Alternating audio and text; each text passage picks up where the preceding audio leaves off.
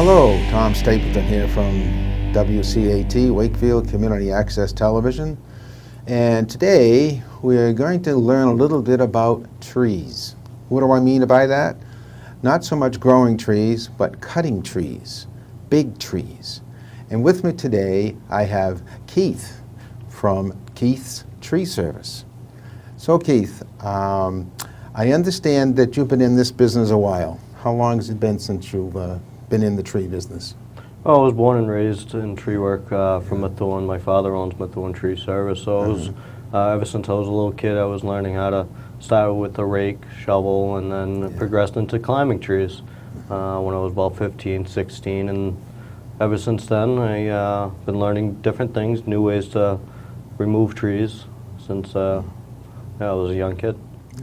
Well, I know that we're going to be showing you taking down a pretty good-sized tree here in Wakefield, and I also noticed that when I was filming it, that you're up pretty high there. I don't know, maybe 60 feet or so on like that, and you're inside a bucket truck. And do you ever get nervous up there in the truck? Or is it just so natural for you that it's like an everyday thing? It's an everyday thing. It's natural to me. I always have in my mind that I'm not 60 feet up. I'm only a foot off the ground. Okay, that's a good idea. Yeah. Does it ever get rocky up there, wind or anything like that? You know, because well, we do have our environment problems, as in heavy winds, heavy rain, and things like that. But we always do things safely, so we don't take it to the step that we could get harmed. Right. But we always try to block it out. Now, the tree that we're going to see in the video, how tall was that tree? Do you have a good idea? Well, the bucket trucks that we do have, they're 65 feet working. So it was roughly about 65 feet. 65 feet. Now, I noticed that you'll pick a section on the tree and then you cut that area out because you want to get inside to take a piece of that out. Is that right? What's the process? Correct. So we'll have the ball from the crane come down, and we have chokers, which we call straps as well. Yeah. And we have to strap the tree to this ball of the crane, so that way the crane can hoist it. I have to make sure that I can't give them too much weight, because the crane can only handle so much weight. That in particular tree I could have gone a lot larger, but I also have to take care of the ground guys. I can't give them too much tree because they have to process it. So I got to also work with my ground guys as well to not overwhelm them. Knowing that we were working on a street, so I got to make sure that I don't block the road off for too long. Right. That's right too. When you took a section of the tree down, they would take you would drop the tree from the crane and they would strip it, I guess, that's for a better word, and then take the limbs and put them into the chipper. The chipper, and then sweep everything all up again and get ready for the next piece. Correct. And then you go down a little bit lower, and the tree's getting bigger now and a little bit heavier, and you picked up that area and you took that section out. Now the crane that you were using, because it looked like a pretty good chunk of tree. How much weight can you? Well, it all depends. We do have communication with the ground guys as well as the crane operator. So I am communicating with everybody at the same time. I'm also asking the crane operator what kind of degrees he's at. It all depends on the degrees of the boom. So there is a math work to configure.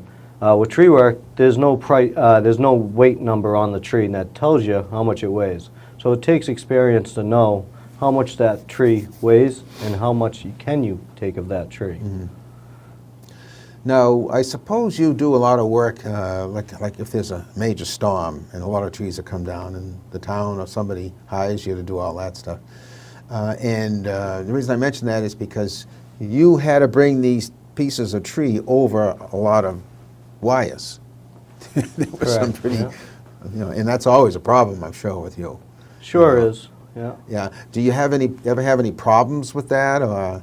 No, like I said, we're always in communication, so we're always talking to each other. We work as a good team, and if there's any kind of wires or anything obstructing our way or our view, we're all communicating with each other to make sure things come down safely and nothing gets broken.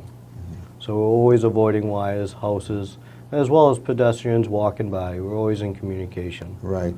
I noticed you blocked the street off. You had a detail person there, which you have to do when you do that stuff. And it wasn't that long either. I don't think it took you more than 2 hours to finish the project there. Yeah. So you made really short time of it. Now, when you get the tree down and they strip it and they put all the branches in the chipper, and now you have this big log left. What do you do with that log? Because I mean, it's a good chunk of wood there and everything like that. Does that go to a chipper, or can you do anything with that? Or? It does. We process that. A log truck will come in and pick up the logs, and then they'll be going to a dump that, like pine, for instance, they turn it into mulch. Ah, okay. So they go through a big tub grinder, and then they dye it to whatever color they want. Okay. And then they resell it. So everything that we process, it has a further use too. Oh, that's good to hear. I'm sure a lot of tree people would love to hear that. You did a great job. It really was. It was, and I noticed that once the tree was gone, that it opened up the place amazing. I mean, the light was all over the place. I never realized how much shade the tree would create there. And I think the reason, well, I know the reason why you had to take it down, because it was leaning towards the house. And if a storm had come or whatever like that, it probably would have landed on the house, because I've been told that the root system on that particular tree isn't too deep. No, it's a very shallow root. Yeah. So a lot of those trees actually uproot. They don't usually break in half per se. Yeah. It all depends on the foundation where it is as well. If it's on a rock wall, if there's ledge underneath. So, and unfortunately, trees only get so big before they come over. Yeah. Could you estimate how old that tree was? Well, if it was about 65 feet, 60 feet, just roughly, depending on the soil, the sunlight, they usually grow about a foot a year. Okay. So if I had to take a rough estimate, probably between 50 and 60. 50 and 60, right, yeah. Yeah. And most of the tree from the bottom up had been stripped anyway, so it was almost looked top-heavy. Yes. At least to me it did, yeah. And oh yeah, then you came in with a stump grinder and ground that stump ground down to the stump out. So, and now there's soil there and there's more grass growing, and it looked like it was never there. Yeah. Yeah. How long does it usually take you to do a tree like that? To remove? Yeah. On average, it all depends on the setup. Yeah. For that in particular tree, it was easy access, easy setup, and so roughly 2 to 4 hours. 2 to 4 hours. Yeah. You know, the men that work on cleaning up and so on, they don't fool around. Oh, I mean, between the two sections you took off, after you took off the first section, that was all cleaned up and ready to go in a second, and the second section came in, and they did hustle. you know, we all work good Hustle, together yeah. as a team. We all know the next step. Yeah. The quicker we clean things up, every time we bring down a piece, that's that much less work at the end of the job. So a lot of the times, once we put the last piece down, that one log, everything's cleaned up and ready to roll to the next job. Now, you said you've been in this most of your life. What was the hardest thing that you had to do to remove a tree? What was the hardest thing that you can remember that might be interesting to talk about? Well, that's what I love about tree work. Yeah. Every day is a different project. It's a puzzle, and it's hard to take that puzzle apart. Yeah. So I've done so many trees, it's hard to think back to what was the most difficult. One of the most difficult jobs are, say, if a tree lands on a house. Yeah. And now you got all these pressure points now you have to look at. You're always thinking 10 steps ahead. Yeah. When it's through a house per se, it's very dangerous. You don't know how the foundation is anymore and the pressure is. And it's hard to tell the weights as well when the crane has to remove it. Also, too, what's dangerous about trees, it's hard to really understand how strong a tree is, because it rots from the inside out, and you can't even tell how weak the tree is. And that's why tree work is so dangerous. A tree could look completely healthy, but an internal could be completely rotted out. Yeah. So That's true. I've seen some of them trees like that in the past. I mean, yeah, that's a good point. Do you have to, when you use the crane, there must be some situations that are really critical where you have to remove them, going, like you say, going over a house, going over a pool or something like that. How do you prevent problems from that? Do you just take smaller pieces? Exactly. It all depends. When I go up there and, with the bucket truck and I put the strap on, I'm not only looking at the tree, I'm also inspecting the tree, making sure where I put the strap, it will hold all the weight below me. Yeah. And if I have to take extra measures of putting more than one strap or taking smaller pieces, Yeah.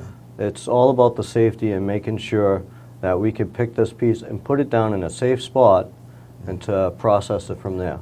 So it's not only just looking at the tree once or twice, it's actually really looking at it and inspecting the tree to make sure we could process it in a safe way. And that only comes with experience. Correct. And it sounds like you have plenty of it there. Well, thank you. Well, it's been great talking to you, Keith, and you know, it's been a wonderful, wonderful process here to think about, and I'm excited about putting this together for you. So hopefully we'll see you again around town, and thanks for everything. I appreciate it. Oh, you're welcome. Okay. Thank you.